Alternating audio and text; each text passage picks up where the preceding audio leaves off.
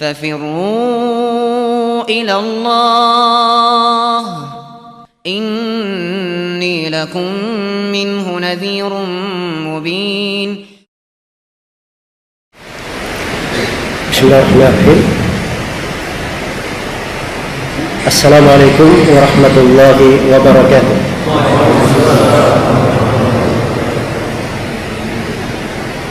إن الحمد لله نحمده ونستعينه ونستغفره ونعوذ بالله من شرور أنفسنا وسيئات أعمالنا.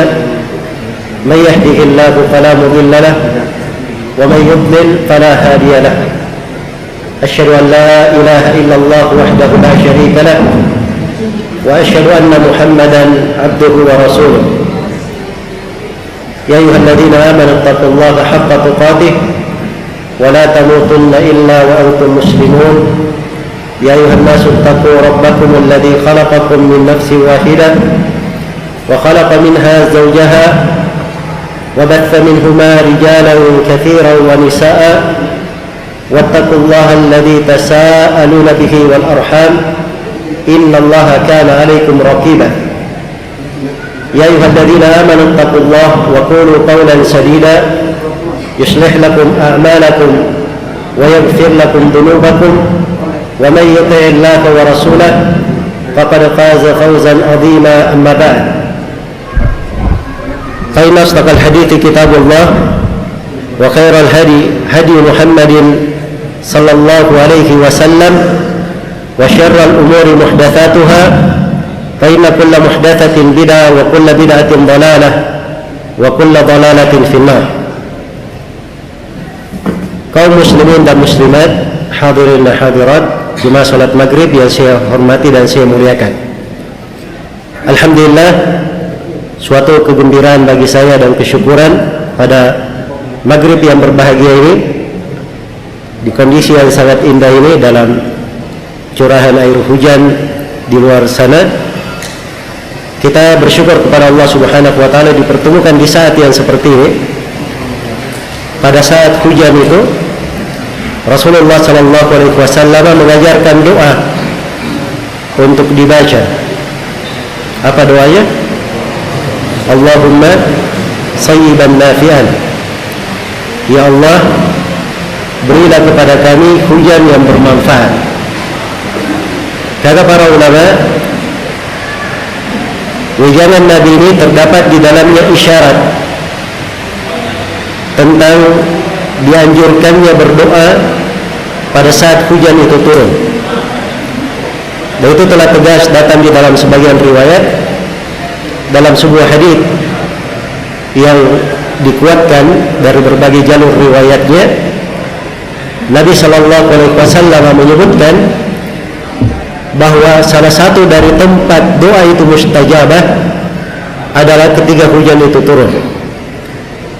Karena itu di waktu mustajabah ini, di kondisi yang baik ini, kita berada di sebuah rumah yang rumah-rumah Allah, kita menanti dari sebuah sholat ke sholat berikutnya.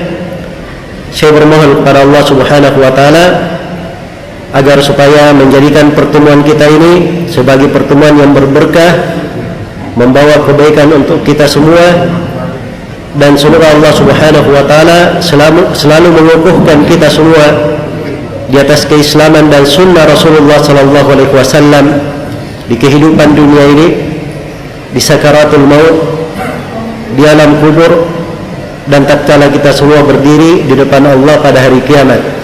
Sebagaimana saya bermohon kepada Allah Subhanahu wa taala, semoga kita semua dijauhkan dari segala dosa dan kemaksiatan serta segala bentuk kenistaan, dan semoga Allah mendekatkan kita kepada surga dan kepada segala ketaatan yang mendekatkan kepada surga itu. Sebagaimana Allah yang telah memberikan kemudahan kepada kita berkumpul di masjid ini dalam suasana ibadah, saya bermohon kepadanya semoga kita semua dikumpulkan kelak di kemudian hari di surganya yang penuh dengan keutamaan dan kemuliaan. Innahu waliyyu dzalika wal qadiru alaihi. Dan tidak lupa saya juga bermohon kepada Allah semoga memberi balasan yang sebesar-besarnya kepada pihak takmir masjid, syuhada atas kesempatan yang telah diberikan, dan kepada seluruh kawan-kawan yang menjadi sebab terselenggaranya acara ini. Semoga Allah melipat gandakan pahala dan menjadikan kegiatan ini sebagai hal yang berberkah untuk semuanya, dan semoga Allah Subhanahu wa taala memberikan seluruh hadirin dan hadirat atas kehadirannya nilai ibadah yang indah, bekal yang terbaik. Innahu waliyyu dzalika wal qadiru alaihi wa huwa jawadun karim. Kaum muslimin dan muslimat yang saya hormati dan saya muliakan, hidup ini hanya sekali saja, tidak akan berulang. Setelah kehidupan ada namanya kematian. Di belakang kematian ada kehidupan di alam kubur. Dan di alam kubur itu terdapat kejadian-kejadian yang merupakan kelanjutan dan pertanggungjawaban dari kehidupan kita di dunia. Setelah itu kita semua akan dibangkitkan dan akan menghadap kepada Allah Subhanahu wa taala. Kullu nafsin dha'iqatul maut, thumma ilaina turja'un. Setiap jiwa itu pasti akan merasakan kematian, dan kalian semua akan kembali kepada kami. Semuanya akan kembali kepada Allah Subhanahu wa taala. Dia suka maupun tidak suka, siap maupun tidak siap, telah bertobat maupun belum bertobat, yang taat maupun yang bermaksiat, seluruh makhluk akan kembali kepada Allah Subhanahu wa taala, dan mereka akan mempertanggungjawabkan secara pribadi apa yang mereka kerjakan. Allah menegaskan, in kullu man fis samawati wal ardi illa atir rahmani abda laqad ahsahum wa addahum adda wa kulluhum atihi yaumal qiyamati farda. Tidak ada satupun di langit dan di bumi kecuali dia akan menghadap kepada Allah Subhanahu wa taala sebagai seorang hamba. Sungguh Allah Subhanahu wa taala telah menghitung segala amalan mereka dengan hitungan yang sangat detail, dan setiap dari mereka akan datang sendirian mempertanggungjawabkan amalannya masing-masing. Maka di sini datang makna dan pentingnya kita selalu mengingat dari kehidupan ini, selalu menjalankan amanah dengan sebaik mungkin terhadap umur dan kehidupan yang Allah Subhanahu wa taala berikan, nikmat yang Allah anugerahkan. Karena umur ini, usia muda, kesempatan, harta, pengetahuan, semuanya adalah nikmat-nikmat yang akan dipertanggungjawabkan. Allah Subhanahu wa taala berfirman, "Wa la tus'alunna yawma idzin 'anil na'im." Sungguh kalian semua akan ditanya pada hari kiamat tentang segala nikmat. Dan diriwayatkan oleh Imam Tirmidzi dari Abu Barzah Al-Aslami radhiyallahu anhu dan selainnya, Rasulullah sallallahu alaihi wasallam bersabda, "La tazulu qadama 'abdin yawmal qiyamah hatta yus'al an arba." Tidak akan bergerak dua kaki seorang hamba pada hari kiamat sampai dia menjawab 4 perkara. Yang pertama, an umrihi fima afna, tentang umurnya di mana dia habiskan. Kemudian yang kedua, wa an syababihi fima abla, tentang usia mudanya di mana dia usangkan. Ya, usia muda bagian dari umur, tapi ada pertanggungjawaban khususnya karena banyaknya nikmat di usia muda tersebut. Iya, memang ada pertanggungjawaban khusus. Begitu nikmat semakin banyak, maka pasti pertanggungjawabannya semakin besar. Ujian dan tantangannya juga semakin besar. Karena itu di usia muda, kadang seseorang itu kalau dia ingin baik, menempuh jalannya, dia bisa menjadi orang yang sangat baik. Tapi kadang usia mudanya dia telantarkan, itu bisa merusaknya. Karena itu salah satu dari 7 golongan yang dituduhi di bawah tuduhan arsy Allah Subhanahu wa taala adalah syabun nasha'a fi ibadati rabbih. Seorang anak muda yang tumbuh di dalam beribadah kepada Allah Subhanahu wa taala. Dan sebagaimana usia muda itu adalah hal yang kadang bisa membawakan kerusakan. Seperti yang dikatakan oleh seorang penyair, inna syababa wal faraga wal jida mafsadatun lil mar'i ayya mafsadah. Sesungguhnya usia muda, waktu luang, dan kelapangan itu adalah hal yang merusak seseorang dengan segala bentuk kerusakan. Ya, maksudnya ini berpotensi besar. Nikmat-nikmat ini apabila tidak digunakan dengan baik, itu bisa merusak seorang hamba. Karena itu usia muda ada pertanggungjawaban khususnya. Ditanyakan usia mudanya, di mana dia usangkan, sampai dia telah berkeriput, sudah usang, di mana dia habiskan usia muda tersebut. Dan pertanyaan yang ketiga, an-malihi min aina iktasabahu wa fima anfaqahu, tentang hartanya, dari mana dia dapatkan dan kemana dia belanjakan. Dan yang keempat, an ilmihi fima amila bih, tentang ilmunya, bagaimana dia beramal dengan ilmu tersebut. Maka ini semuanya adalah nikmat-nikmat yang kita harus siapkan pertanggungjawabannya. Maka semoga Allah Subhanahu wa taala memudahkan kita di dalam hal tersebut, selalu memberikan hidayah dan taufik untuk kita semua agar supaya istiqamah di atas agama dan berada di atas jalan yang lurus. Kaum muslimin dan muslimat rahimani wa rahimakumullah. Salah satu dari dasar agama ini, dari pokok yang sangat penting di dalam agama ini, yang merupakan kandungan dari kalimat tauhid la ilaha illallah, dan misi diutusnya para nabi dan para rasul adalah untuk mensucikan jiwa-jiwa manusia, membersihkan hati-hati mereka, sehingga hati itu menjadi hati yang layak untuk dimasukkan ke dalam surga, sehingga jiwanya menjadi jiwa yang suci, jiwa yang pantas untuk mendapatkan surga Allah Subhanahu wa taala. Karena itu kepada Nabi Muhammad sallallahu alaihi wasallam Allah Subhanahu wa taala berfirman, "Qul innama ana basyarun mithlukum yuha ilayya annama ilahukum ilahu wahid fastaqimu ilayhi wastaghfiru wa wailun lil musyrikin alladhina la yu'tuna az-zakata wa hum bil akhirati hum kafirun." Iya. Katakanlah Nabi Muhammad, saya ini hanyalah seorang manusia biasa sama dengan kalian, hanya datang kepadaku wahyu. Ini kalimat ringkas menjelaskan kedudukan Nabi Muhammad, bantahan terhadap orang yang ekstrim dan berlebihan, dan bantahan terhadap orang yang menyepelekan. Saya adalah manusia biasa, ini bantahan terhadap orang yang ekstrim, berlebihan terhadap Nabi, berdoa ke kuburan Nabi, meminta kepada Nabi. Nabi manusia biasa sama dengan manusia yang lainnya. Ayyuhan nas antumul fuqara'u ila Allah wallahu huwal ghaniyyul hamid.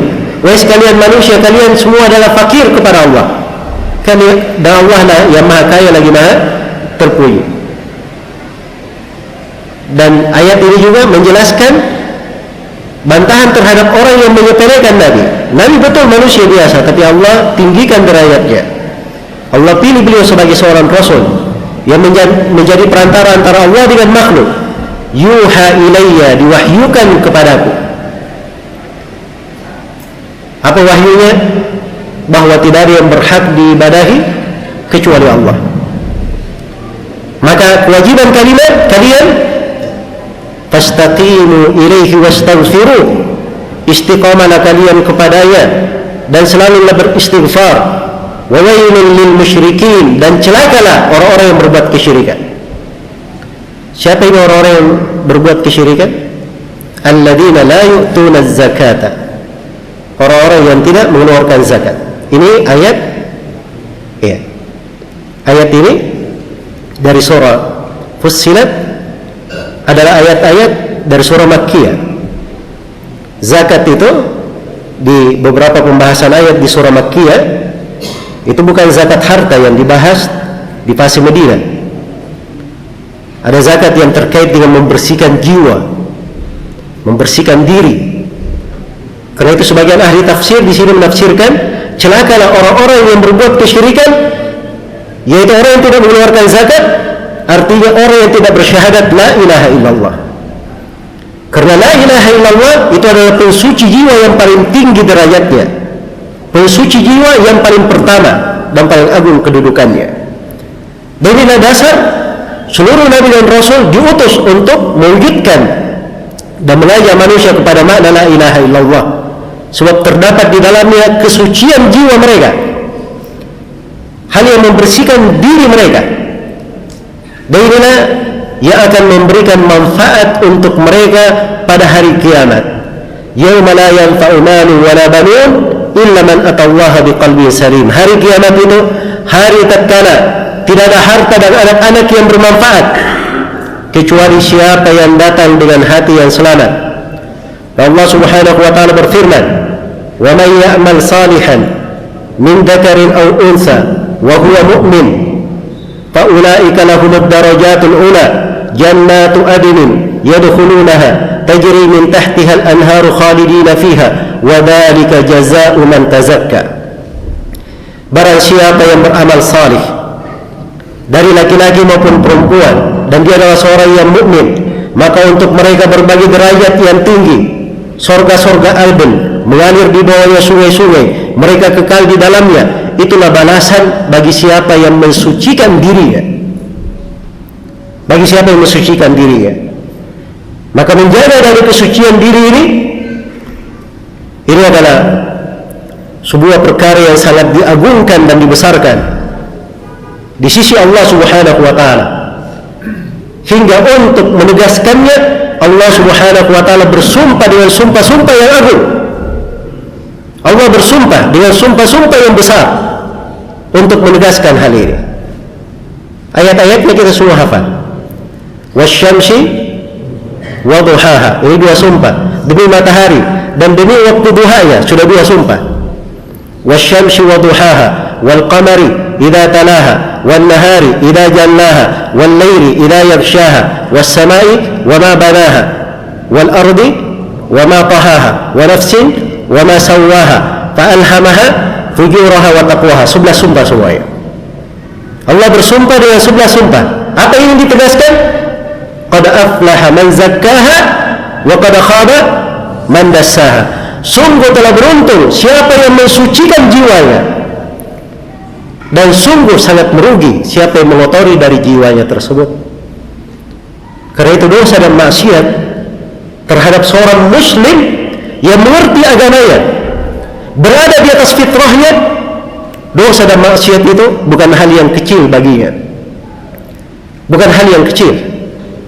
Saya katakan kalau dia berada di atas fitrahnya, sebab memang asal dari fitrah manusia dibuat dia di atas jalan yang lurus. Iya, diletakkan di atas jalan yang lurus, di atas keislaman. Karena itu Rasulullah SAW bersabda, diriwayatkan oleh Imam Muslim dari Iyad ibn Himar al-Mujashi'i radhiyallahu anhu. Rasulullah SAW bersabda bahwa Allah Subhanahu wa taala berfirman dalam hadits qudsi, "Inni khalaqtu ibadi hunafa fajtalathum asyayatin." Sesungguhnya aku menciptakan hamba-hambaku sebagai orang-orang yang hanif, lurus di atas tauhid, meninggalkan kesyirikan, orang yang menghadap kepada Allah, tidak suka kepada selain Allah. Ini asalnya. Diciptakan seperti itu, tapi didatangi oleh syaitan, lalu dibuat tergelincir oleh syaitan. Iya. Jadi kalau ada yang punya keanehan, kelainan, kemudian dia katakan ini kelainan saya pembawaan, iya, itu adalah ucapan yang tidak benar. Itu tidak ada ketentuan dalam fitrah Allah Subhanahu wa taala. Kalau dia dapati kelainan, itu pasti keluar dari apa? Keluar dari fitrah. Di dalam hadits Abu Hurairah yang diriwayatkan oleh Imam Al-Bukhari dan Imam Muslim, Rasulullah sallallahu alaihi wasallam bersabda, "Ma min mauludin illa yuladu 'ala al-fitrah, fa abawahu yuhawidanihi aw yunassiranihi aw yumajjisanihi." Tidak ada seorang anak pun yang terlahir di atas muka bumi kecuali dia terlahir di atas fitrah. Dikatakan tidak ada seorang anak pun kecuali di atas fitrah. Semuanya. Nah, ada yang diperkecualikan kecuali nggak ada perkecualian. Semuanya dilahirkan apa? Di atas fitrahnya. Nanti setelah itu terjadi perubahan. Siapa yang merubahnya? Maka kedua orang tuanya lah yang menjadikan dia menjadi Yahudi atau menjadi Nasrani atau menjadi Majusi. Ya. Menjadi Majusi.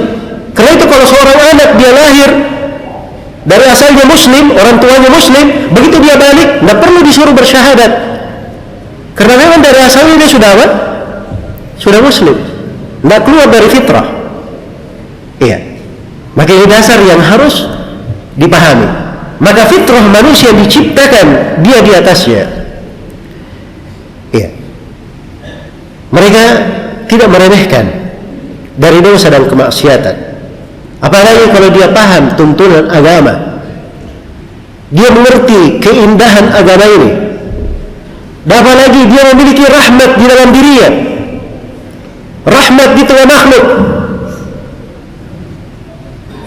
Dia memikirkan juga kebaikan orang lain, bukan cuma memikirkan dirinya.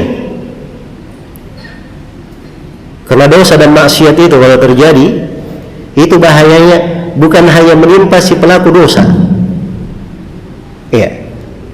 Kamu berzina, perzinahan perbuatan kamu. Meminum khamar, minuman khamar itu perbuatan itu perbuatan kamu. Tapi kalau turun musibah, siapa yang kena? Kamu saja. Ya. Ini harus dipahami. Maka seorang hamba, seorang manusia yang berada di atas fitrahnya, yang mengenal akan agama ini, maka dia mengarah kepada jalur yang normal, yang seluruh manusia itu atau manusia pada umumnya berada di atasnya, apalagi seorang yang paham agama, mengerti akan keagungan dan kebesaran Allah Subhanahu wa ta'ala. Dia tahu bahwa Allah Subhanahu wa ta'ala telah menjadikan kita semua sebagai hamba-hamba yang diinginkan darinya beribadah kepada Allah dengan sebenar-benar ibadah. Wa ma khalaqatul jinna wal insa illa liya'budun. Tidaklah aku ciptakan jin dan manusia kecuali untuk beribadah kepadaku. Ya ayyuhalladzina amanu taqullaha haqqa tuqatih wa la tamutunna illa wa antum muslimun. Wahai orang-orang yang beriman, bertakwalah kepada Allah dengan sebenar-benar takwa, dan jangan sekali-sekali kalian mati kecuali sebagai seorang muslim. Iya. Maksiat ini sedikit saja itu kadang sudah ada larangan yang mengantar ke sana saja, itu ditutup di dalam syariat,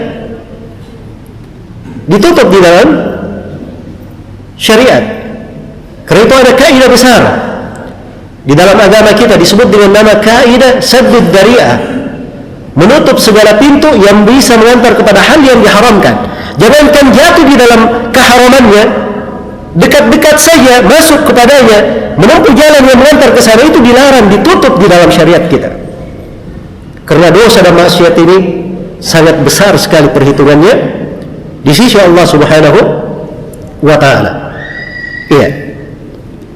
Dari kaidah saddud dzari'ah diterangkan oleh para ulama berbagai pendalilannya.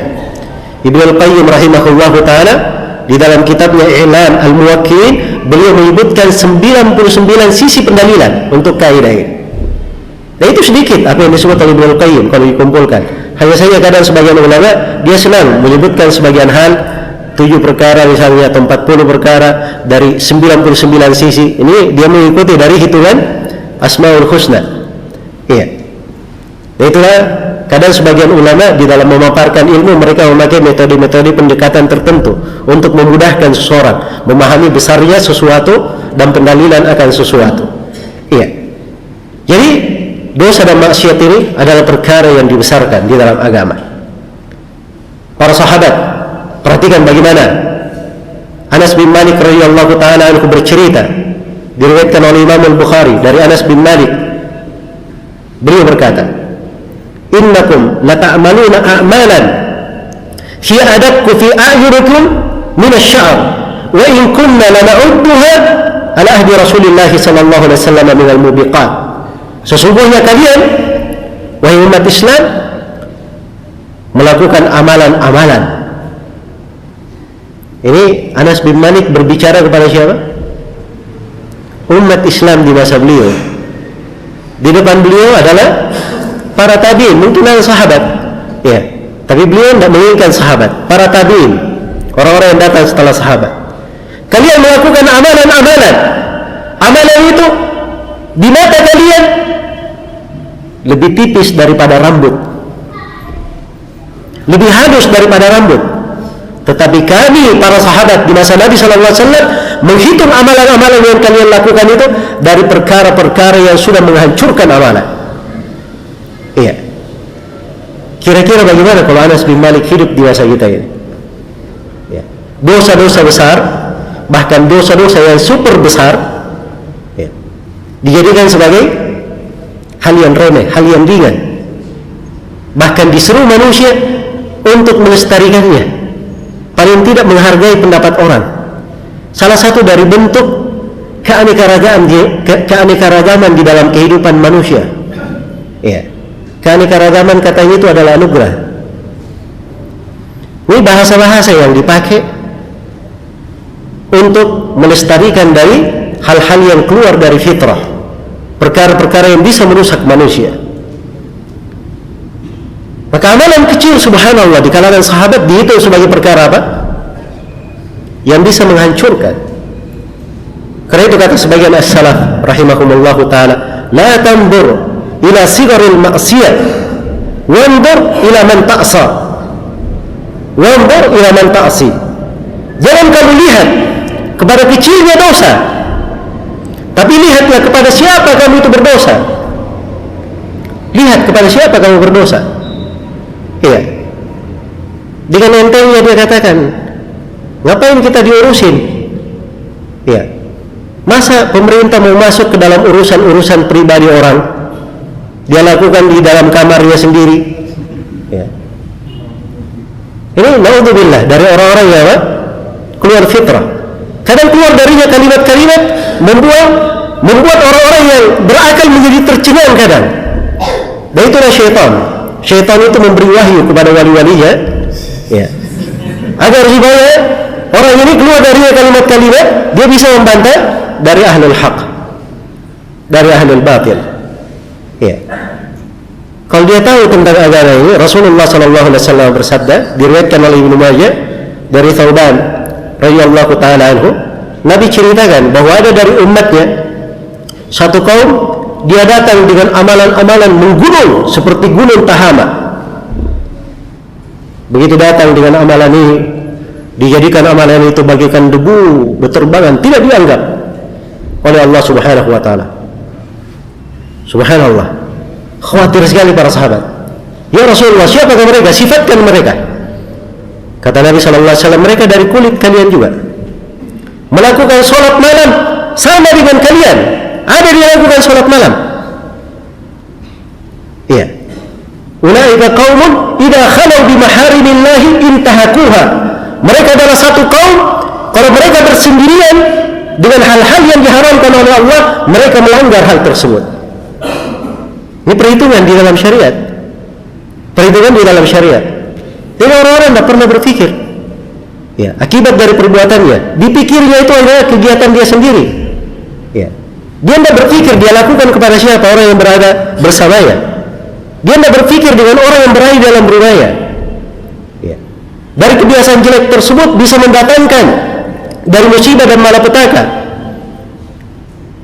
Karena dosa dan maksiat ini, dosa dan maksiat itu adalah salah satu sebab yang mendatangkan musibah dan malapetaka. Bukan untuk orang itu saja, bisa mendatangkan musibah dan malapetaka terhadap keluarganya, terhadap masyarakatnya, bahkan terhadap negerinya. Itulah dosa dan kemaksiatan. Karena itu perhatikan di dalam Al-Quran, ketika terjadi dari dosa-dosa besar itu, Allah Subhanahu wa taala berfirman, "Wa qalu ittakhadha ar-rahmanu walada, laqad ji'tum syai'an idda, takadu as-samawati yatafattarna minhu, wa tanshaqqu al-ardu wa takhirru al-jibalu hadda, an da'u lir-rahmani walada, wa ma yanbaghi lir-rahmani an yattakhidha walada." Mereka berkata Allah Ar-Rahman memiliki anak. Perhatikannya dari dosa ini, kekafiran, kesyirikan. Orang Yahudi mengatakan Uzair anak Allah, orang Nasara mengatakan Isa anak Allah, kaum musyrikin mengatakan para malaikat anak perempuan Allah. Maka Allah berfirman, laqad ji'tum syai'an idda, kalian sungguh telah mendatangkan sebuah perkara yang sangat besar. Hampir saja takadu samawati yatafattarna minhu, hampir saja langit itu meleleh, wa tanshaqqul ardu, dan hampir bumi itu terbelah, wa takhirrul jibalu hadda, dan hampir saja gunung itu runtuh. Perhatikan alam semesta dengan dosa dan kemaksiatan tersebut, bagaimana keberadaan mereka. Ada sekelompok manusia yang dibinasakan oleh Allah, langit dan bumi tidak ada yang menangisinya. Ya, sebagaimana firman Allah Subhanahu wa taala terhadap Firaun dan bala tentara yang dibinasakan, "Fama bakat alaihimus sama'u wal ard." Langit dan bumi tidak ada yang menangisi mereka. Tidak ada yang menangisi mereka. Ya. Maka menunjukkan bahwa di antara hamba-hamba Allah ada yang kalau dia meninggal ditangisi oleh langit dan bumi karena kebaikan yang dia lakukan di atas muka bumi. Ya. Adapun orang-orang yang merusak, inilah orang-orang yang dikatakan oleh Nabi sallallahu alaihi wasallam sebagaimana di dalam hadis riwayat Bukhari dan Muslim. Nabi pernah berada di tengah para sahabatnya berlalu jenazah. Maka Nabi sallallahu alaihi wasallam bersabda kepada para sahabat, "Mustarihun wa mustarahun minhu." Dia beristirahat atau orang-orang beristirahat darinya. Hanya ada dua kemungkinan. Dia beristirahat atau yang lainnya beristirahat dari orang yang meninggal itu. Hanya ada dua, mustari atau mustarahun minhu. Adapun seorang mukmin, fayastarihu min nasabid dunya wa adaha. Seorang mukmin dia beristirahat dari kesulitan dunia dan gangguannya. Wa ammal kafir atau al-fajir, adapun seorang kafir ataupun seorang yang fajir, fayastarihu minhul ibadu wal biladu wasyajar wad dawab. Maka hamba-hamba, negeri-negeri, pepohonan, hewan-hewan beristirahat darinya. Perhatikan orang yang fajir ini berbuat dosa, itu bukan dosanya pada dia saja, banyak yang terganggu. Bumi saja beristirahat dari kematiannya, pepohonan beristirahat dari kematiannya, ya. Dan hewan-hewan beristirahat karena itu sudah mati. Maka jangan diremehkan hal-hal yang seperti ini. Kalau dilakukan pembiaran, tidak ada amar ma'ruf nahi munkar, tidak diingkari, dikhawatirkan apabila musibah itu datang semuanya akan tertimpa musibah. Ini pentingnya amar ma'ruf nahi munkar. Pentingnya umat ini bahu-membahu, tolong menolong. Dia memperingatkan sebuah bahaya. Bahaya itu ketika muncul, itu segera dipadamkan seperti api. Ya. Sudah mulai membara, dari membaranya dipadamkan. Jangan membara tertiup angin jadi api, dia membakar di sekitarnya, setelah itu bakar rumah, ya. Setelah itu bakar rumah di sampingnya, dan bisa saja dia membakar satu kota penuh. Iya. Nah itu kata seorang penyair bijaksana, wa ma'dhamun nari min mustasgharis syarari. Kebanyakan api neraka itu berasal dari orang yang melihat ringan kejelekan-kejelekan. Harus ada pengingkaran agar supaya kita selamat. Karena Allah Subhanahu wa taala mengingatkan, "Wa ma kana rabbuka liyuhlikal qura bidhulmin wa ahluha muslihun." Tidaklah Allah membinasakan sebuah negeri karena dosa yang dia lakukan, sepanjang penduduk negeri ini mengadakan perbaikan. Jadi harus ada diimbangi. Ada yang berbuat kekeliruan, diingatkan, jangan didiamkan. Iya. Dilakukan amar ma'ruf nahi munkar, berwasiat dengan hal yang bagus, ditegur, dilaporkan kepada pihak yang berwenang, diingkari dengan cara-cara yang dibenarkan oleh syariat. Maka inilah sifat seorang mukmin, ya, yang harusnya diperhatikan dengan baik. Di sini terkait dengan dosa dan kemaksiatan itu banyak. Di negeri ini banyak hal yang harusnya kita itu berusaha untuk memperbaiki dan membenahinya. Iya. Ada namanya dosa kesyirikan. Dan ini adalah dosa yang paling besar. Dosa yang paling besar. Tidak ada dosa yang lebih besar daripada itu. Ini wajib untuk dibenahi. Dan pemikiran-pemikiran seputar ini, hal-hal yang merusak keyakinan dan akidah, ini dari perkara-perkara yang wajib untuk diingkari. Kalau ahli ilmu, orang-orang yang berilmu diam dengan alasan, oh sudah, kita jangan bikin ribut-ribut, kita jangan bikin kisruh di tengah manusia, ya, kita bijaksana sedikit katanya, supaya orang itu apa? Jangan lari kalau kita ketegur kesalahannya. Repot juga ya, bijaksana, bijak sini, akhirnya tidak bijak-bijak. Ya. Tidak dia memperbaiki dirinya, tidak dia berbuat kebaikan untuk orang lain, tidak pula dia cinta kepada saudaranya. Ibarat orang itu sudah mau jatuh di jurang, dikatakan kepadanya, jangan kamu larang dia jatuh di jurang, biarkan saja. Ya. Biarkan orang bebas dengan kehendaknya sendiri. Ya. Biarkan saja dia terjun ke jurang. Nah, seperti itu seorang mukmin. Seorang mukmin itu dia cinta kebaikan untuk saudaranya. La yu'minu ahadukum hatta yuhibba li akhihi ma yuhibbuhu li nafsihi. Tidaklah beriman salah seorang di antara kalian sampai dia cinta untuk saudaranya apa yang dia cintai untuk dirinya sendiri. Ya, karena memang sekarang dalam sorotan dan banyak dibicarakan tentang masalah LGBT ini, maka suatu ide yang bagus kita berbicara ya tentang dosa ini dan bagaimana bahayanya agar supaya kita menghindarinya.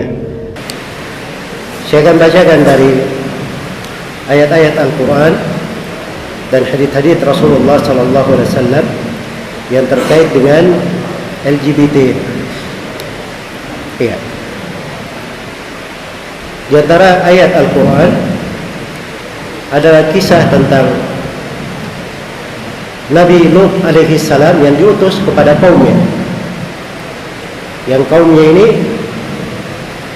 yang dikenal melakukan kekejian tersebut, yang pertama kali melakukannya. Awal kali disebutkan di dalam Al-Quran itu di dalam surah Al-A'raf. Di dalam surah Al-A'raf. Walaupun penyebutannya ada juga di surah Hud, ada di surah Al-Hijr, ada di surah An-Naml, sebelumnya ada di surah Asy-Syu'ara, ada di surah An-Naml. Ya. Maka diterangkan bagaimana tentang kaum Nabi Nuh. Ada juga di surah Al-Ankabut. Di awal penyebutan di surah Al-A'raf, Allah Subhanahu wa taala berfirman, "Wa Lutan id qala liqaumihi atatuna al-fahishata ma sabaqakum biha min ahadin minal alamin." Dan kami telah mengutus Nabi Nuh alaihi salam. Ini bermula di ayat 80 ya dari surah Al-A'raf. Ketika Nabi Nuh berkata kepada kaumnya, apakah kalian melakukan al-fahisha, kekejian? Fahisha ini penggunaan untuk sebuah dosa yang dianggap sangat buruk sekali. Jadi disebut dengan fahisha. Apakah kalian melakukan fahisha ma sabaqakum biha min ahadin minal alamin, yang tidak ada seorang pun dari semesta alam ini yang pernah melakukannya. Al-alamin itu jamak dari alam. Jamak dari alam. Kalau bahasa Arab itu alam jenis dari sekelompok makhluk. Misalnya hewan dikatakan alam hewan, manusia alam manusia, jin alam jin, malaikat alam malaikat. Ya. Jadi dari seluruh alam tidak ada seorang pun yang pernah melakukan ini. Tidak ada yang pernah melakukan itu. Tidak dari alam manusia, tidak dari alam jin, tidak dari alam malaikat, tidak dari alam hewan, tidak ada siapapun yang pernah melakukan sebelum kaum Nabi Nuh. Jelas ya? Bahkan di antara hewan-hewan saya pikir tidak pernah ya ada yang memberikan hikayat, ada kambing yang misalnya, maaf ya, dia gay misalnya, ya. Atau ada sapi yang lesbi misalnya. Ya. Itu tidak ada ceritanya di tengah apa? Di tengah hewan. Iya. Jadi memang di dalam Al-Quran Allah Subhanahu wa Ta'ala terangkan. Ini kata sebagian as-salaf, subhanallah katanya. Subhanallah. Saya tidak menyangka ada orang yang berpikir melakukan hal yang seperti ini. Andai kata tidak diterangkan di dalam Al-Quran, saya tidak pernah menyangka akan ada orang yang melakukannya. Ini orang yang di atas fitrahnya, orang yang berada di atas fitrahnya. Iya. Karena itu kalau ada yang melakukan kekejian yang seperti ini, maka ini sudah keluar dari fitrah. Dia sudah keluar bahkan dari apa yang biasanya berjalan di tengah semesta alam ini, dari makhluk-makhluk Allah Subhanahu wa Ta'ala. Bagaimana kekejian yang mereka kerjakan? Di ayat yang ke-81, innakum lata'tunar rijala syahwatan min dunin nisa bal antum qaumun musrifun. Ya. Kalian itu melakukan, kalian itu mendatangi laki-laki dengan syahwat, bukan kepada perempuan. Ini sudah keluar dari apa? Sudah keluar dari hal yang lumrah dan biasa di tengah manusia. Karena itu dikatakan bal antum qaumum musrifun. Bahkan kalian ini adalah kaum yang telah melampaui batas. Melampaui batas.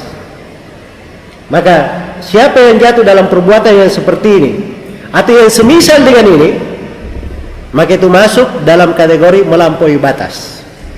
Dan itu kaidah tetap di dalam syariat. Kita sebagai umat Islam ditegaskan di dalam dua tempat dalam Al-Quran, di surah Al-Mu'minun dan di surah Al-Ma'arij. Ya. Allah Subhanahu wa Ta'ala berfirman di surah Al-Mu'minun tentang sifat orang yang beriman, walladzina hum li furujihim hafidhun illa ala azwajihim aw ma malakat aymanuhum fa innahum ghairu malumin faman ibtagha wara'a dzalika fa ulaika humul adun. Orang yang beriman itu adalah orang yang menjaga kemaluannya. Dia jaga. Itu sifatnya penjagaan orang yang beriman. Kecuali terhadap istri-istri mereka. Perhatikan, diberikan kepada siapa? Istri mereka. Atau kepada budak yang mereka miliki. Ini dua sumber yang dihalalkan. Iya. Sebab perbudakan ini syariat sudah ada di agama-agama sebelum agama Islam. Ada di syariat Yahudi, di syariat Nasara, ada di syariat semua agama para nabi dan para rasul. Iya. Itu dihalalkan. Yarhamukallah. Hal tersebut ghairu malumin, tidak dicela bagi kalian. Tapi siapa yang mencari di belakang itu, maka mereka lah orang-orang yang melampaui batas. Jadi seluruh yang mencari selain dari hubungan suami istri, ya. Kalau budak yang dihalalkan mungkin sekarang nggak ada ya, cuma ada apa? Hubungan pernikahan, maka itu namanya melampaui batas. Apakah itu zina, hubungan dengan lawan jenis, tetapi di luar jalur pernikahan atau hubungan sesama jenis, ya. Ataupun dia melakukan terhadap kemaluannya dengan hal yang di luar pernikahan, seperti sekarang yang biasa disebut dengan nama, kalau bahasa halusnya, kebiasaan rahasia, ya. Kebiasaan rahasia, ya. Kalau bahasa yang lebih terangnya, maaf ya, namanya onani, ya. Ini semuanya masuk di dalam kadar yang diharamkan, sebab dia semuanya di luar jalur apa? Pernikahan. Konteks ayat umum, siapa yang mencari di belakang itu, mereka adalah apa? Melampaui batas. Karena itu terhadap apa yang terkait dengan hasrat seorang manusia itu dibuka dengan jalur pernikahan. Kalau dia tidak mampu, maka perintahnya adalah menjaga kehormatan diri. Wal yasta'fifil ladina la yajiduna nikahan hatta yughniyahumullahu min fadli. Hendaknya orang yang belum mampu untuk menikah menjaga kehormatan dirinya, menjaga iffahnya, ya. Ini iffah dikenal oleh orang beriman. Tapi sebagian manusia kehormatan diri saja dia tidak tahu, mungkin ada yang namanya kehormatan diri, ya. Sehingga masuk ke dalam hal-hal yang apa? Sangat nista dan menjijikkan di dalam agama. Nasallallahu alaihi. Hendaknya orang belum mampu menikah menjaga kehormatan dirinya sampai Allah memberikan kecukupan, ya. Tidak ada diberikan solusi lain. Dan di dalam hadits Abdullah bin Mas'ud, riwayat Bukhari dan Muslim, Rasulullah sallallahu alaihi wasallam bersabda, "Ya ma'syaras syabab, man istata'a minkumul ba'a falyatazawwaj, fa innahu aghaddu lil basar wa ahsanu lil faraj." Wahai sekalian anak muda, siapa di antara kalian yang mampu untuk menikah, hendaknya dia menikah. Karena menikah itu lebih menundukkan pandangan dan lebih menjaga kemaluan. Ini dua illah, ya. Ini namanya penyebutan dua alasan. Kenapa diperintah menikah? Sebab ada dua maslahat yang ingin dicapai. Iya. Menundukkan pandangan dan menjaga kemaluan. Ya. Dan dua hal ini dari perkara yang perintahnya di dalam menjaganya adalah maksudun li ghairihi. Untuk hal yang lain, menghindari masalah-masalah pokok yang betul-betul diharamkan di dalam syariat, yaitulah perbuatan zina, hubungan dengan lawan jenis tanpa ikatan pernikahan, atau hubungan sesama jenis. Sebab ini dua dosa adalah dosa yang diharamkan pada zatnya. Adapun melihat kepada lawan jenis diperintah menundukkan, ini dilarang. Kenapa? Karena bisa mengantar kepada zina. Bisa mengantar kepada zina. Maka tingkat dari bahayanya itu lebih besar, dosa zinanya, dan lebih besar dosa apa? Dosa hubungan dengan sesama jenis itu. Iya. Maka ini fikih yang harus dipahami supaya kita mengerti bagaimana tingkatan-tingkatan dosa itu.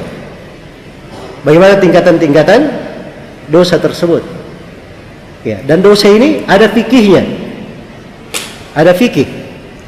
Supaya seorang jangan jatuh di dalam dosa dalam bentuk apapun, dengan hatinya, dengan lisannya, dengan perbuatannya, maka dia harus mengenal fikih tentang dosa. Dan dosa itu kadang sama, perbuatan si A, si B, si C sama jenis dosanya, tetapi si A kadang lebih besar dosanya daripada si B. Kadang si C dengan dosanya dia kafir, keluar dari Islam, si B tidak. Iya, tergantung hal yang mengitari pada dosa tersebut. Karena itu saya katakan dosa itu ada pembahasan apa? Fikih yang harus dipahami, sehingga seorang itu terhindar dari dosa di atas ilmu dan pengetahuan. Di atas ilmu dan pengetahuan. Baik, jadi wahai sekalian anak muda, siapa di antara kalian yang mampu menikah, hendaknya menikah. Karena itu lebih menundukkan pandangan dan lebih menjaga kemaluan. Siapa yang tidak mampu menikah, apa perintah Nabi? hendaknya kamu lakukan hubungan ini, hubungan itu. Tidak ada. Perintah Nabi, siapa yang belum mampu menikah, apa? Hendaknya dia berpuasa. Kenapa? Sebab puasa itu memutus syahwatnya, akan melemahkan dari syahwatnya. Ya. Maka di sini illah juga penjelasan kenapa, dan ini cara bagaimana seseorang itu menghadapi syahwat yang berlebihan. Syahwat yang berlebihan. Iya. Dia tempuh dengan jalur yang halal sehingga syahwatnya itu dia berikan pada tempatnya, pada sumber yang dihalalkan, dan disitulah ibadahnya. Disitulah ibadahnya. Ya. Karena itu Nabi SAW bersabda, "Wa fi bud'i ahadikum sadaqah."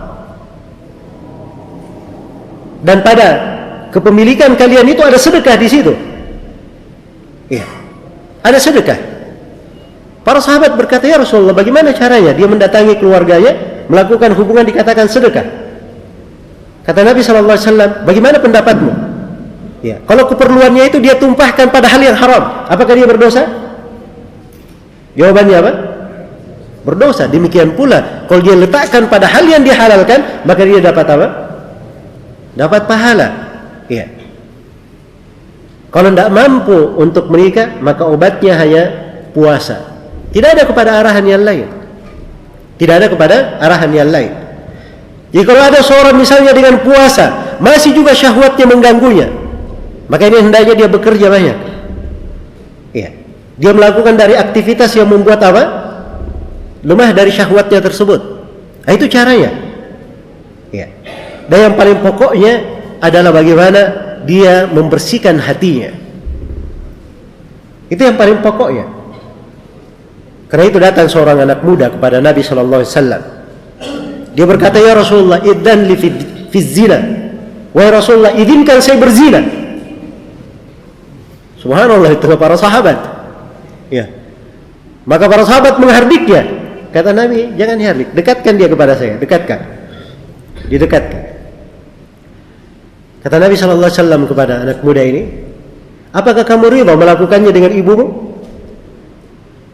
Kata anak muda ini, "Kalla wallah ya Rasulullah, wala ahadun minan nas yardah li ummihi." Tidak demi Allah ya Rasulullah, dan tidak ada seorang manusia pun yang ridha melakukan hal tersebut dengan ibumu, dengan ibunya. Ini di masa Nabi ya, jawaban anak muda ini di atas fitrahnya. Tapi kalau di masa ini ada yang melakukannya, tidak tahu dia manusia atau bukan. Ya. Kemudian Nabi tanya lagi, "Kamu ridha melakukan hal tersebut dengan saudara perempuanmu?" "Tidak ya Rasulullah, dan tidak seorang manusia pun yang ridha melakukannya." "Kamu ridha dengan bibimu?" Terus ditanya sampai dia meminta kepada Nabi supaya didoakan. Maka Nabi SAW mendoakannya, "Allahumma tahhir qalbah." Ya Allah, sucikanlah hatinya, sebab itu inti dari masalahnya. Iya. Maka seorang apabila masuk di dalam hal ini, jangan dia berkata, "Wah, ini kebiasaan saya tidak mampu." Siapa yang bilang?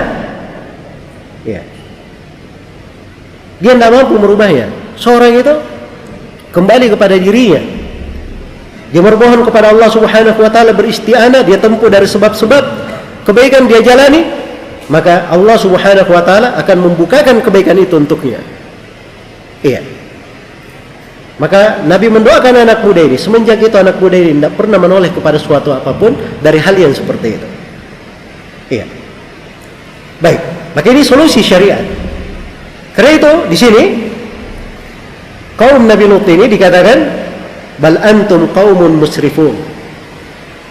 Bahkan kalian ini adalah kaum yang telah melampaui batas. Kaum yang telah melampaui batas. Dan disebutkan di dalam tempat-tempat yang lain dari Al-Quran bagaimana siksaan dan malapetaka yang menimpa kaum Nabi Lut ini. Iya. Ada dari bentuk siksaannya pekikan yang sangat dahsyat yang membinasakan mereka. Dari bentuk siksaannya dijadikan bagian dari bawah bumi itu ya menjadi atas dan menimpa mereka. Ada dari bentuk siksaannya mereka dihujani dengan batu-batuan dari tembikar yang panas. Iya. Maka ini sebagian dari siksaan kaum Nabi Lut, mendatangkan mereka mengerjakan sebuah perbuatan yang tidak pernah dilakukan oleh siapapun dari alam semesta, bukan siapapun dari manusia. Ini dari alam semesta, tidak pernah ada yang melakukannya sebelumnya. Iya. Jadi kalau ada yang berkata, ya, kami penggiat-penggiat ini, kami hanya pengen dianggap sebagai manusia, ya, maka ini namanya dia meminta sesuatu yang bertentangan dengan perbuatannya.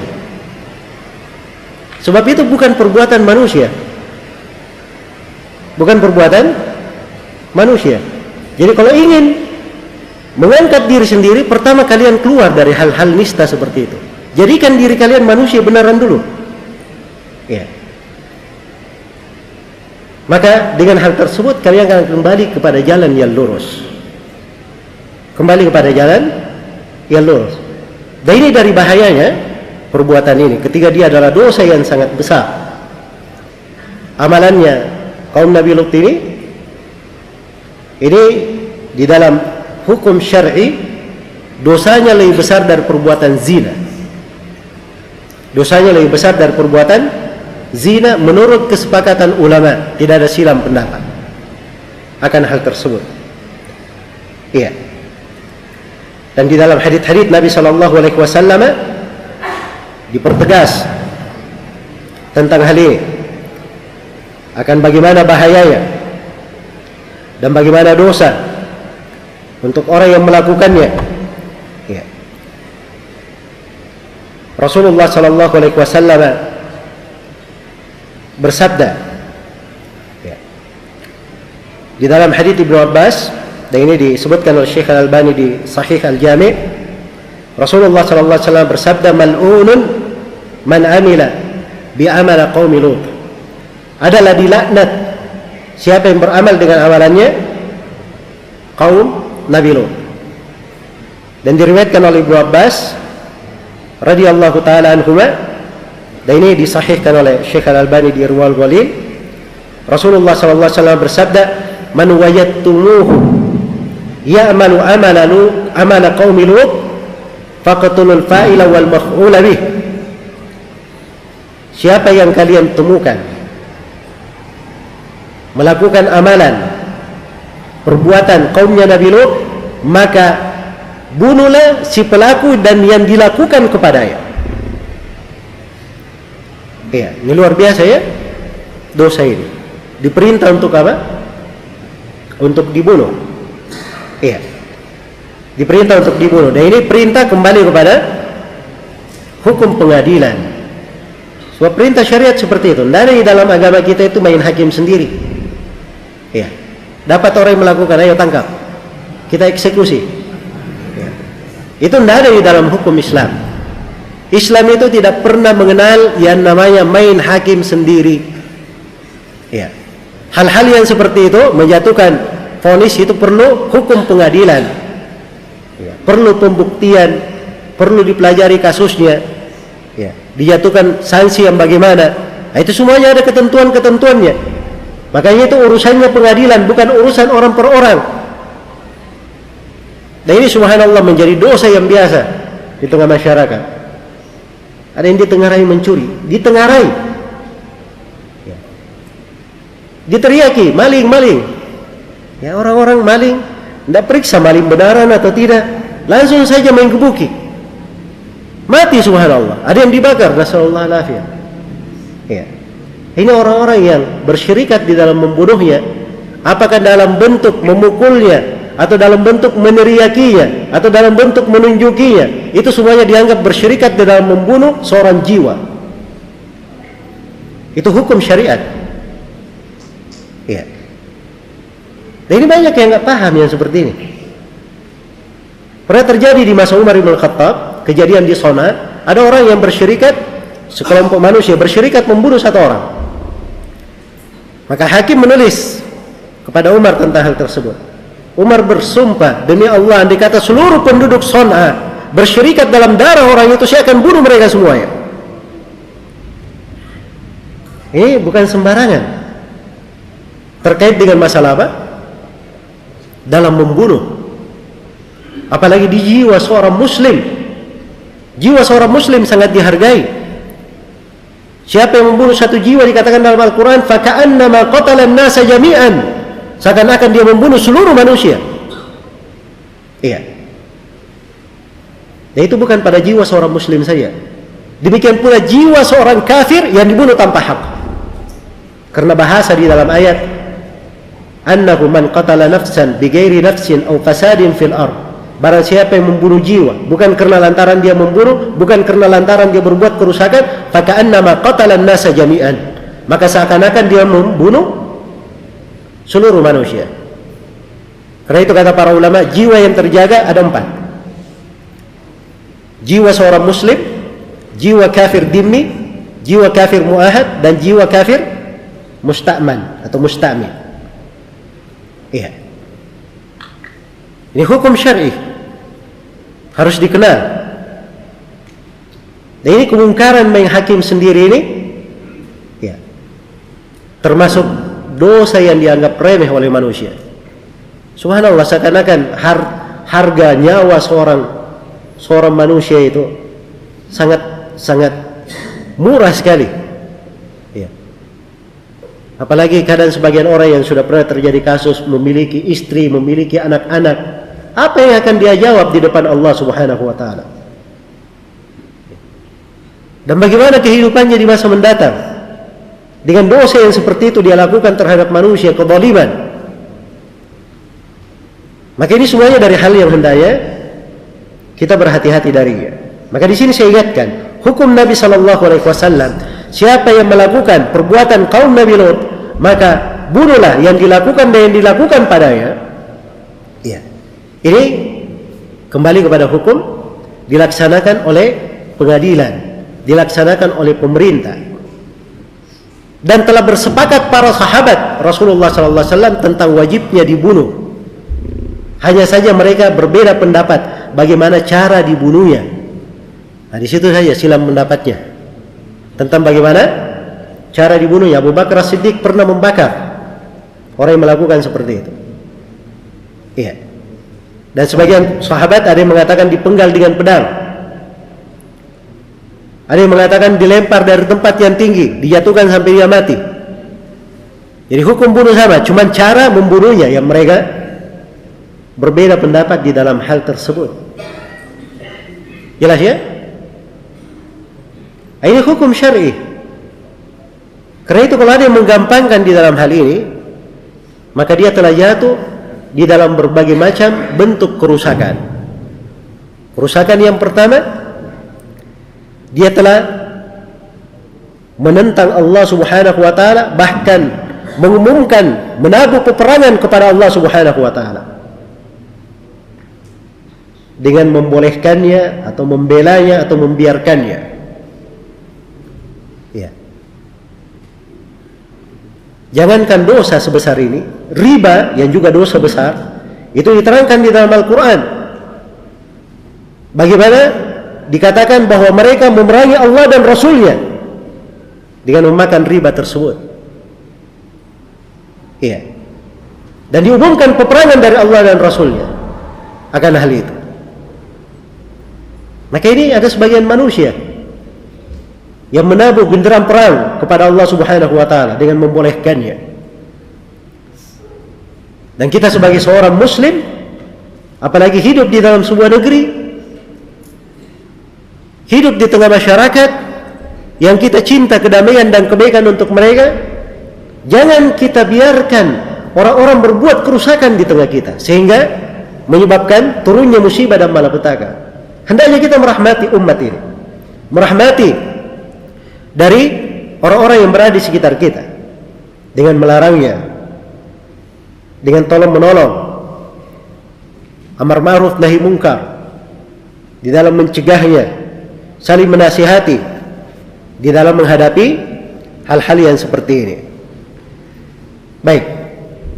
Kemudian di dalam dalil-dalil syariat kita juga diriwayatkan oleh Imam Muslim rahimahullahu taala dari Abu Sa'id Al-Khudri, Rasulullah sallallahu alaihi wasallam bersabda, la yanzuru ar-rajul ila aurati ar-rajuli wala al-mar'atu ila aurati al-mar'ah wala tufdi ar-rajulu ila ar-rajuli fi thawbin wahidin wala tufdi al-mar'atu ila al-mar'ati fi thawbin wahidin. Janganlah seorang lelaki itu melihat kepada aurat laki-laki yang lain. Jangan seorang perempuan itu melihat kepada aurat perempuan yang lainnya. Dan jangan seorang laki-laki itu masuk di dalam mengarah kepada laki-laki lain di dalam satu pakaian. Demikian pula jangan seorang perempuan itu masuk kepada perempuan di dalam satu pakaian. Ini semuanya penegasan. Iya. Melihat kepada aurat masing-masing saja dilarang. Demikian pula dilarang berada di dalam satu pakaian. Jelas ya? Maka ini dari makna-makna yang tegas sekali di dalam syariat kita akan keharamannya. Sebagaimana telah syah dari Nabi sallallahu alaihi wasallam, la'anallahu al-mutasyabbihina minar rijali bin nisa wal mutasyabbihati minan nisa'i bir rijal. Allah melaknat laki-laki yang menyerupai perempuan, dan Allah melaknat perempuan-perempuan yang menyerupai laki-laki. Ini penyerupaan dalam bentuk penampilan. Dia menyerupai dalam bentuk penampilan saja dilarang. Berjalan dengan gaya jalan perempuan saja dilarang. Perempuan memakai pakaian laki-laki, laki-laki memakai pakaian perempuan dilarang. Bagaimana pula kalau laki-laki bertukar kelamin menjadi perempuan? Atau perempuan sebaliknya, mengganti kelaminnya menjadi laki-laki. Dan ini dia telah masuk di dalam berbagai dosa dan kenistaan. Bukan di dalam masalah tasyabuhnya saja. Dia menentang Allah yang menciptakannya, yang telah menetapkan fitrahnya seperti itu, dia rubah. Tiba-tiba datang orang-orang mengatakan itu tidak ada masalah. Subhanallah. Jadi saya nggak tahu juga kadangnya sebagian orang. Jadi ibaratnya kita ini sudah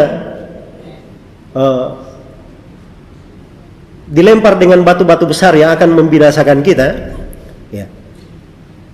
Kita mencegahnya, melarangnya, dikatakan jangan kamu larang, biarkan saja. Toleransi. Kita harus bijaksana. Harus menerima keragaman. Jadi bagaimana cara berpikirnya? Kalau kebebasan semuanya diartikan kepada itu, maka akan hancur. Negeri manapun akan hancur. Tidak ada agama yang akan berdiri. Dan tidak ada kebaikan yang tercipta di tengah manusia. Tidak ada kebaikan yang tercipta di tengah manusia. Maka hendaknya orang-orang yang memiliki fitrah mengingatkan orang-orang yang menyimpangnya. Dilarang, ditarik dari penyimpangannya kepada jalur yang benar. Dan mereka yang memiliki wewenang harusnya menjatuhkan sanksi yang sebesar-besarnya di dalam hal tersebut, agar supaya tercipta kebaikan di tengah manusia. Baik, Masya Allah ya, sudah berlalu 20 menit dari waktu yang disediakan. Dan saya bermohon kepada Allah Subhanahu wa ta'ala, semoga kita semua dikukuhkan di atas keislaman dan sunnah, dijaga di atas keislaman dan sunnah di kehidupan dunia ini, di sakaratul maut, di alam kubur, dan tatkala kita semua menghadap kepada Allah. Dan semoga kita semua dengan keislaman dan sunnah ini dimuliakan dengan sorga-sorga, dengan sorga Allah Subhanahu wa ta'ala, dan dijauhkan dari api neraka. Innahu waliyu dzalika wal qadiru alaihi, wallahu ta'ala alam. Dan saya mohon maaf atas segala macam kekurangan. Subhanakallahumma wa bihamdik, asyhadu an la ilaha illa anta, astaghfiruka wa atubu ilaik. Walhamdulillahi rabbil alamin. Wassalamualaikum warahmatullahi wabarakatuh.